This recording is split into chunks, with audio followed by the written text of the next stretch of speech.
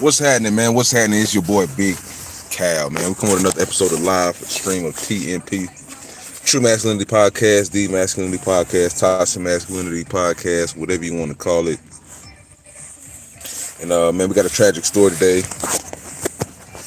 Watched a few episodes of Last Chance U with this fella by the name of John Bean, man. Interesting character out of Oakland, California. Unfortunately, he was attacked by an assailant. We're going to go in on this subject. He was attacked by an assailant who apparently had some type of connection to him. Seems like the guy definitely had some type of weird-ass mental health issues. That's all seems to be the tone for a lot of us young black brothers today, unfortunately.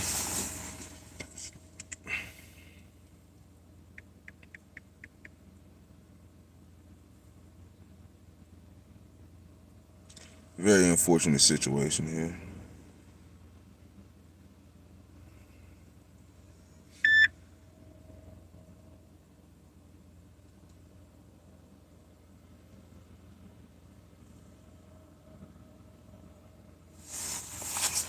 Very unfortunate situation out of California, man. We're going to get some information on this thing. And we're going to try to report this thing back to you, man. We're going to figure this thing out today.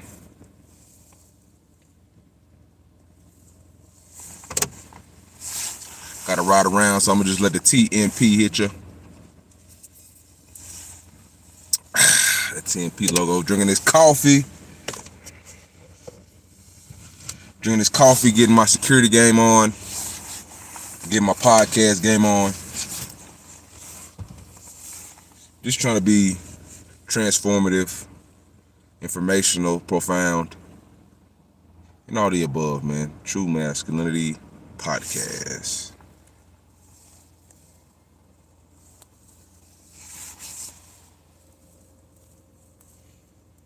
Beloved football coach's And dad. we did unfortunately receive the news that he did pass away. Such a tragic situation, such a pointless situation, such a senseless act of violence. Any act of violence, in my opinion, is senseless, especially something like this. Cooler heads got to be able to prevail, man. Like, you got a lot of emotional people in this world today, unfortunately. I do not have any outlets and any ability to deal with their conflict within themselves, man.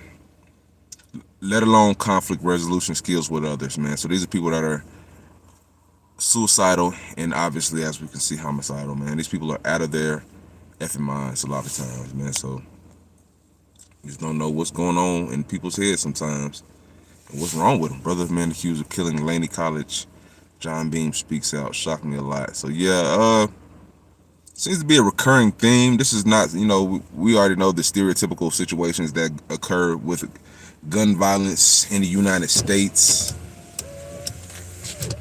We have the people that are the mass shooters, and we have the garden variety, ghetto, gang banging, black and brown coalition of gun violence that is prevalent in America. And all must be addressed. All must be called to task. All must be addressed, as I said. Hit that like button if y'all tap on in here, man. They trying to, as they say, cut my faucet off, but we gonna be in here. We gonna continue to fight, continue to put out great content, because that's what we do. About to start another page, try to do this thing legit, do it another way, man. Still deciding what I want my page to be. Definitely gonna dedicate more time to it and go harder on it. Definitely trying to set my faucet off though, man. It's a sad situation, but you gotta deal with it.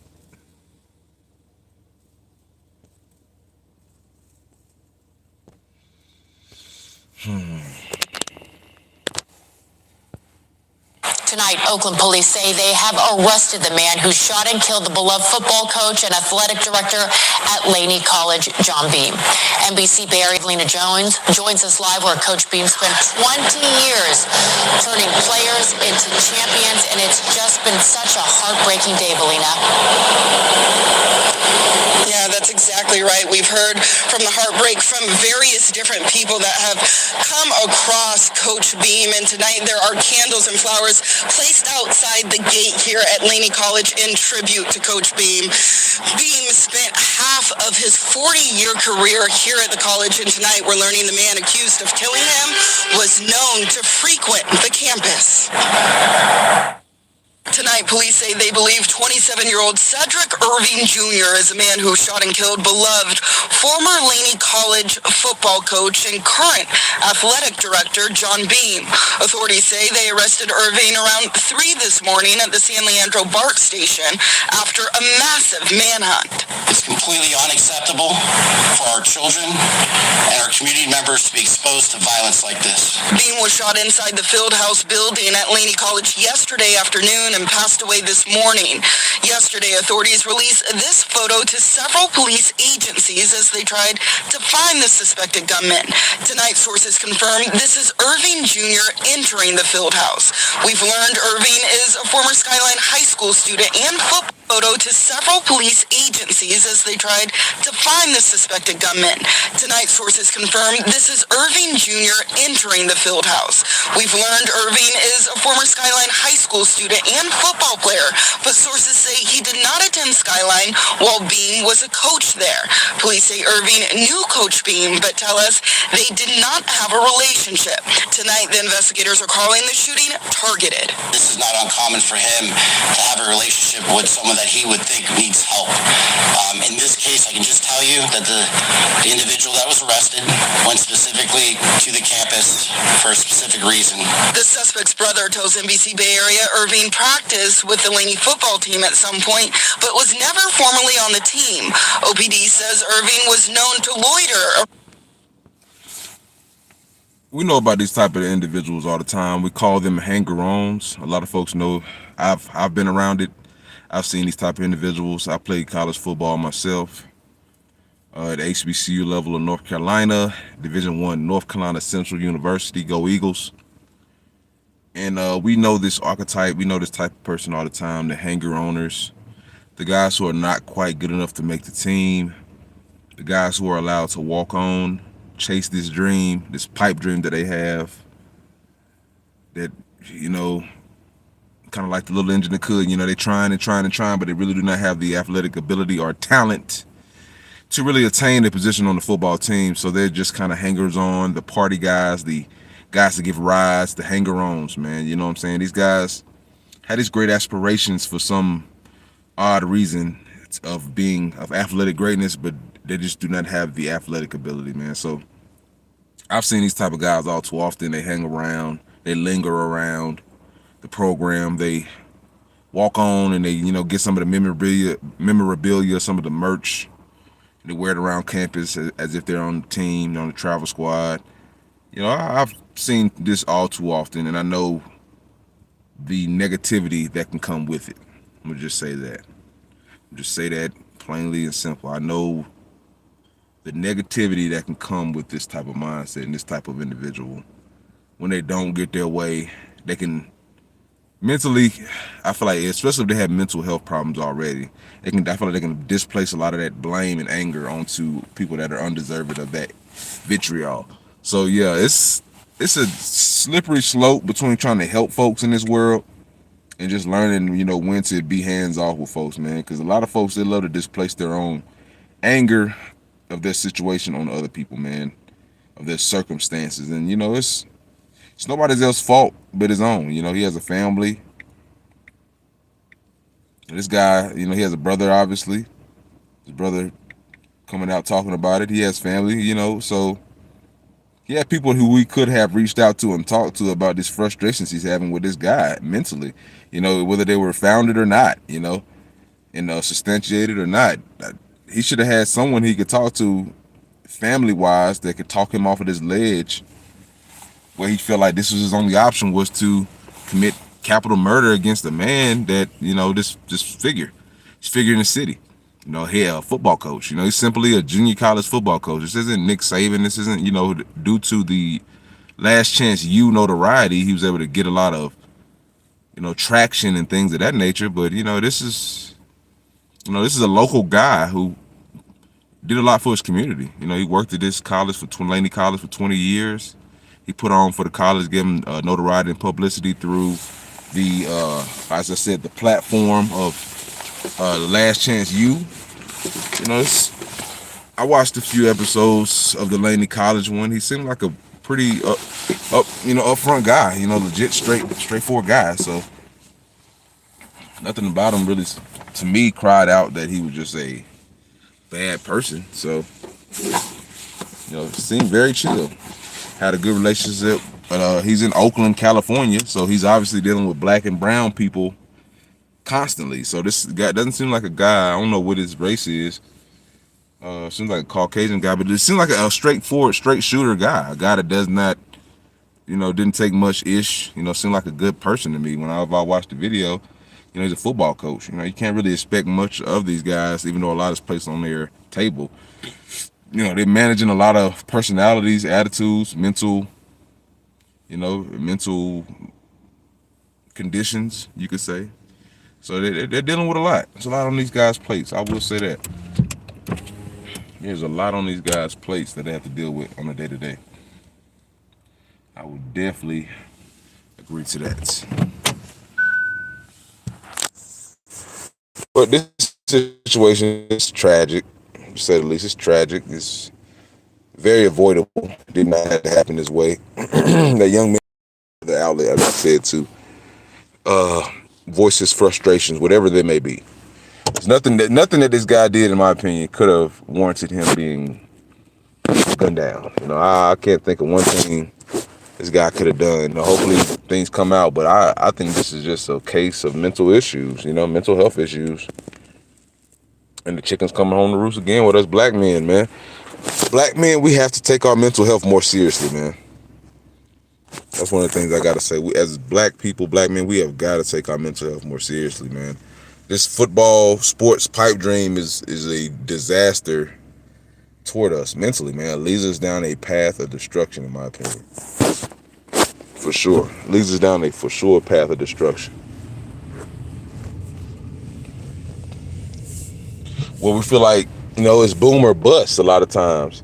And that's really, really not the case. A lot of times, folks, when they're chasing this athletic aspirations, a lot of guys think it's boom or bust. You know, if I don't hit it big, then my life is a failure. If I don't get a Division I scholarship, Power 5, then my life is a failure. If I don't make it to the professional ranks, get a big bag NIL deal, then my life is a failure, you know?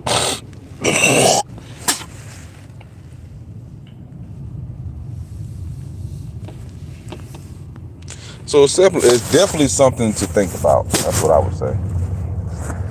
It's definitely something to think about. As far as just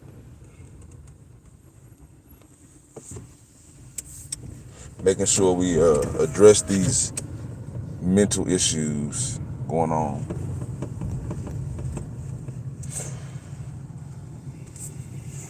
Very saddening. Very disappointing.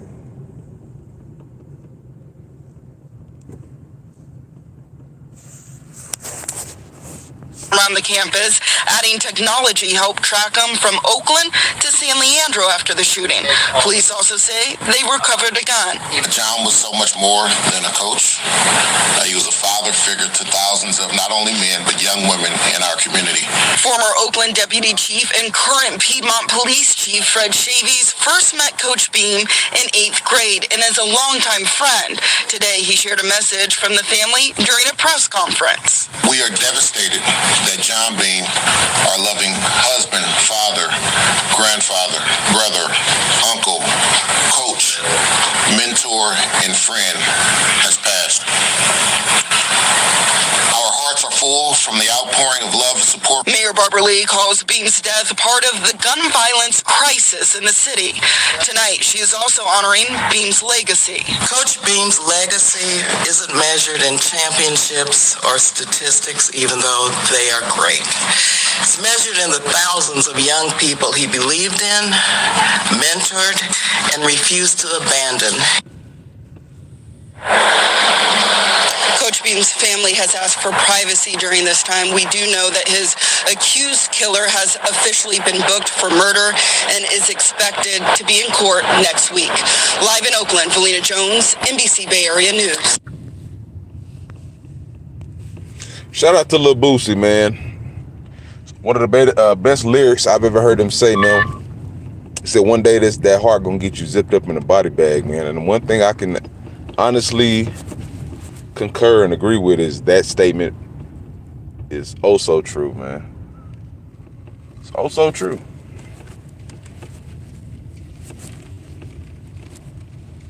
Sometimes extending yourself for the good of others can cause great detriment to yourself. Say that one more time, man. One time. Sometimes extending yourself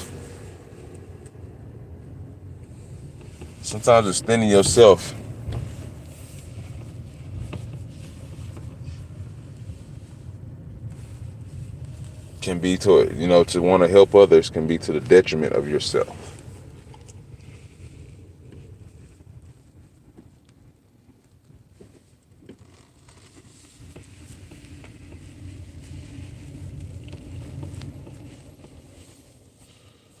Cool. And yeah, man, that's why I do not preach people to overextend yourself, man. You know what I'm saying? Like, we're not, in my opinion, we're not God. You know, it's not our part, it's not our job to heal people. You know what I'm saying? That's just a fact. Like, everybody has to take personal accountability for their own lives in this world. As grown men, as adults, as young men, you have to come to that agreement and acknowledgement that the world owes you nothing and you owe yourself everything. By taking John Beam's life, you did not improve your life. Instead, you took a vessel and a resource away from the community that you will have to be accountable for, man. You know, and with this guy gone, he cannot defend himself. So I really don't trust a guy that has mental health issues to be able to be honest. I don't trust his statement, you know. What he has to say, I don't really feel is relevant. It's hard for me to really respect what he has to say after you commit a capital murder against a man. It's hard for me to, you know, it's just tough. It's hard for me to respect.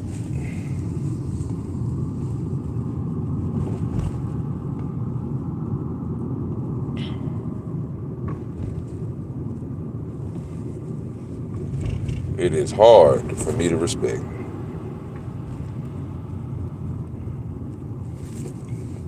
Fucking coyotes and shit. Colorado got some wildlife, boy. I've never seen so many just wildlife till I came to Colorado, man. I've seen moose, coyotes, a whole bunch of owls. Seen fucking big old bison type mooses and animals and elk. I seen elk. Seen deer that look like a truck, the size of trucks. I'm talking about massive, man. Colorado is definitely different. Definitely different, man. I do like the experience. I appreciate getting out here, getting my feet wet. I did my sub job today. I substitute taught middle school physical education. Middle school is quite interesting, man. I will say that, man. You see a lot of things with kids, dealing with kids, interacting with just the younger populace. It's not something like John Beam. People like John Beam got to be commended, man. I'm just being honest. People like John Beam who dedicate their time and their free time and their resources to help other people that are less fortunate, younger, come from disadvantaged backgrounds. They got to be commended. That's just me. I commend a John Beam. You know, I commend the hell out of him. You know what I'm saying? John Beam, that's a good guy. That's a good fellow right there, man. I commend him.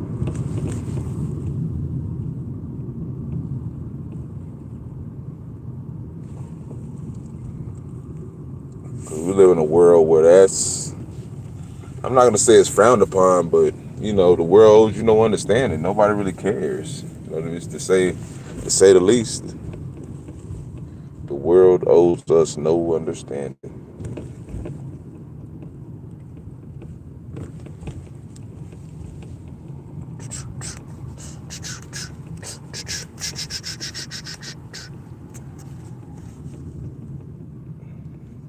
So when you get a guy that actually cares about less fortunate individuals and actually sticks their neck out for people in need, man, it's just, you got a special heart. You got a special place in your heart. And you empathize with people like that, man. You know what I'm saying? R.I.P. to that brother, man. R.I.P. to him, man. R.I.P. to that man. John Bean, man, wherever you at, man, I appreciate you for, you know, being in the harsh streets of Oakland, dealing with a lot of these disadvantaged black and brown.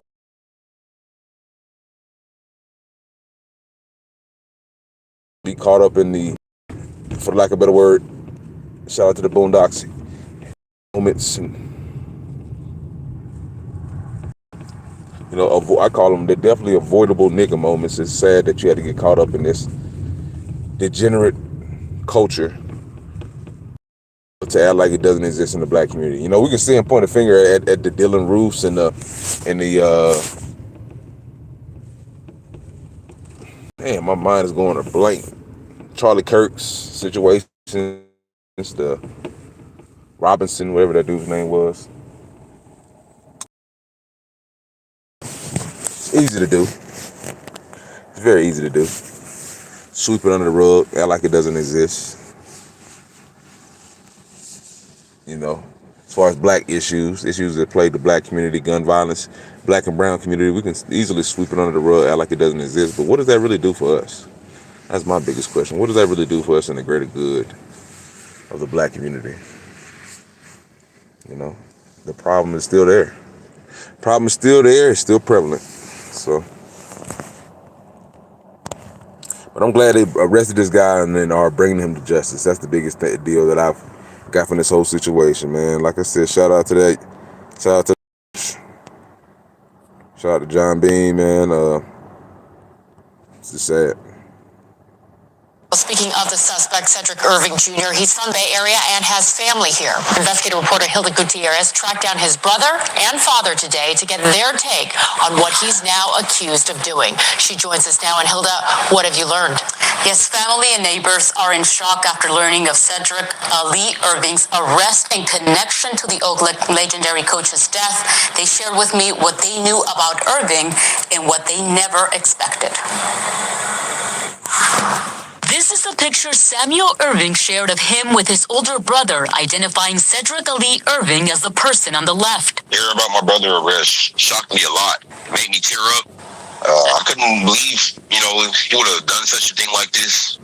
I wish he would have just came, to his family for help or advice or just anything, because we're family. Samuel says he notified his parents of Cedric's arrest, and they were just as heartbroken.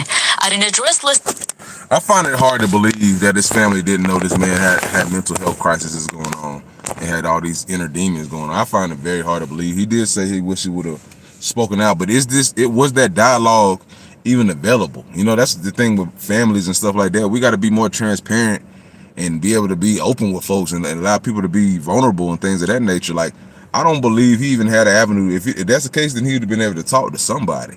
So it's like, I think his family more so, and a lot of times this happened, I think they cut him off, shut him off. They seen he had mental health issues and probably ran away. And that's some of the things that we got to get out of our community for sure.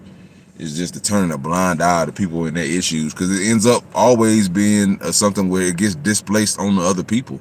Like, these people, it's crazy. These maniac people are never suicidal. They're always homicidal. I find that just very ridiculous, to say the least. I find that very, very ridiculous and just, disgusting, honestly, and detestable. Like, if you have a gun and you're going through mental health crises, why is the first thing that you think to do is to harm other people?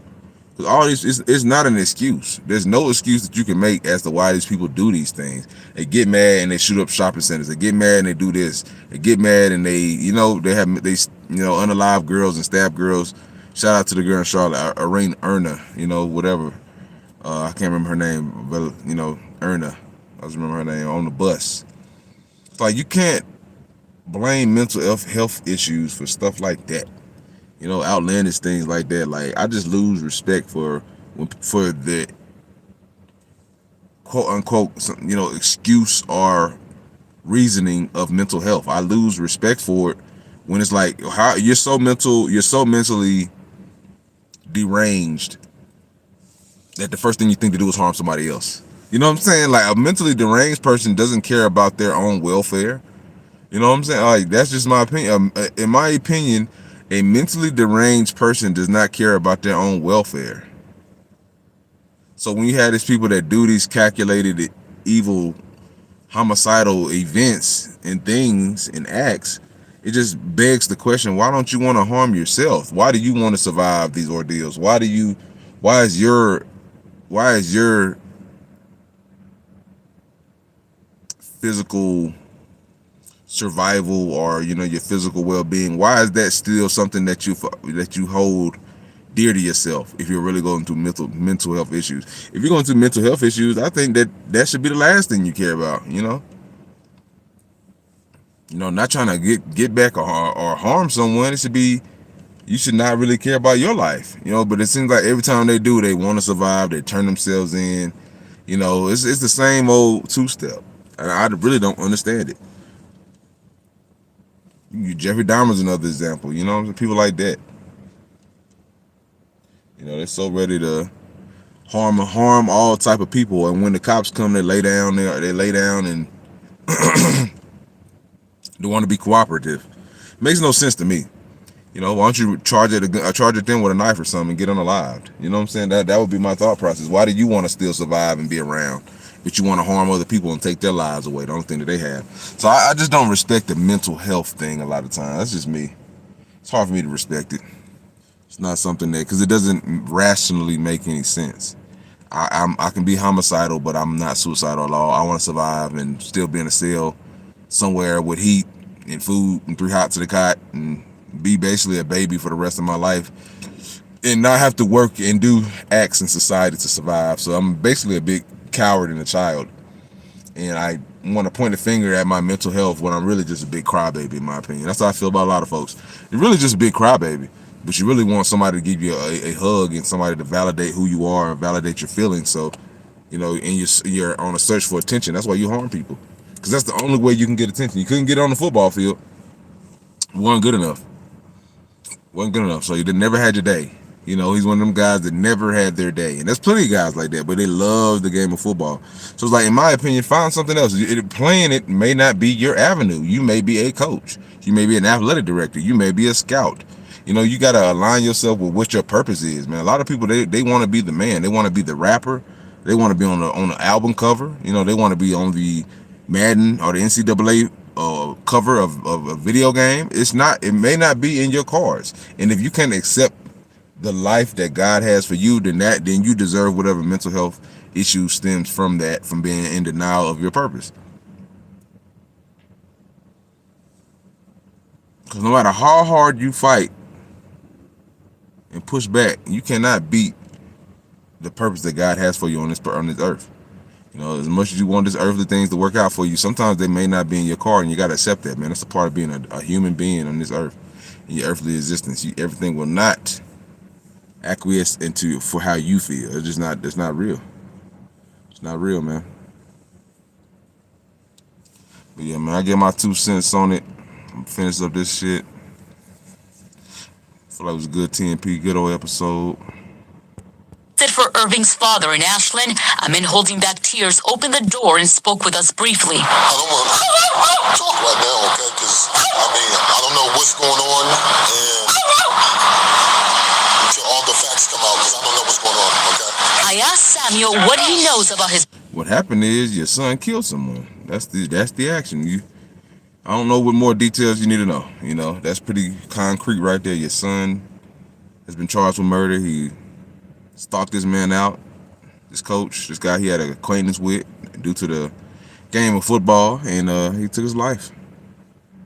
I don't think there's too much, we all, as parents, I feel like a lot of people, man, they just lose that connection with their children, man. Like, this is the selfishness, the self-concerted mindset, self-concerned. It's that blinders on mentality what a lot of these black parents have today, a lot of these parents in general have today, just to have, inner focus. And y'all drop the ball on your family, man. No matter what, it's still your child, still your kid. You just gotta get older. It's still your responsibility, man. It's still your job to guide this person that you made. You made this person. Nobody, John Beam didn't make this person. You made this person. You're the parent. So yeah, man. Just the lack of, and then it's always a blame. The lack of parenting in the black community is always blamed on the child. That's just the craziest thing to me. It's always blamed on the child. You see other communities, they blame themselves. They're looking inward at what they did. But when it's black community, it's like, I would love to see how this man was raised. You know what I'm saying? Just the disregard for him probably here that his parents had as far as emotionally. A lot of parents in the black community aren't emotionally available for their kids. So the kids are out here searching through this life to find some type of understanding. You know what I'm saying? Like, as I said, the world owes you none. So you don't have anybody to help really talk to and be a soundboard and understand this world sometimes. So it's a crazy place to be at times. I would definitely agree to that. But yeah, man, it's life, man. Like I said, we out. Brother's connection to the longtime Oakland football coach, he's now accused of killing. What do you know about his relationship with John Beam, or how did he know him? I believe he knew Coach Beam. As I said, he went to Laney. I'm not too sure if he played. I know he practiced with Laney for a little while. I'm not too sure for how long, or when he started or when he stopped. But Oakland police say Cedric Irving was never a student at Laney. At Irving's last listed address inside Oakland's Lockwood Gardens affordable housing community, an apartment now sits empty with belongings stacked outside the door. Neighbors there were surprised to hear the news about Irving's arrest. Wow, sorry to hear that. I didn't know it was my neighbor. Boy, you never know who it might be. She added that Irving lived there more than 7 years but just moved out about a month ago. I came home one day and his curtains were all up and I didn't see nothing in there. And I was like, oh, he moved. But I used to see him dump his garbage and stuff, but he never speak to me and say nothing. Very quiet dude. Samuel Irving says his brother played tight end for Skyline High's varsity football in 2016 and 2017, long after Coach Beam had left for Laney. Do you know of any issues that he had with him? Nothing, no issues about John Beam. Samuel says he used to be close to his brother, but things changed after Cedric left high school. He became distant. Yeah, everything changed after he graduated. Showed a lot of animosity towards me, even, his brother, since we were kids, and a lot of taking it right now, sorry. Yeah, Samuel says he last spoke to his brother about 5 months ago. He says Cedric stopped calling him and his parents, and that he knew his brother worked as a security guard at some point, but did not know that he owned a gun or had any other issues. I'm Hilda Gutierrez, NBC Bay Area. We investigate. Everybody always got these excuses after the fact, man. I will say this, man. I'm just trying to be honest. After the fact, everybody, I'm appreciative that his brother is being transparent about the fact that his brother had some mental health issues and some anger issues, and that's just that kind of helps paint the picture of who his brother was as a person. Whatever he was going through. This guy's not that old. If he just graduated in 2016, he's not that old. He might be. Yeah, it might be in his late 20s. In his mid to late 20s if he graduated around there. Yeah, pushing 30, so. It's wild, man. What a waste. What an ignorant act. And just what an act of selfishness from this individual, man. But like I said, God has the final say in this thing, man. And we're just living in this world, man. Just try to stay safe out here, stay dangerous, stay out the way, protect your necks. A lot of people, keep distance from folks. Just, stay on your six. Stay on your six, man. But like I said, man, TMP, the True Masculinity Podcast, man, hit the like button.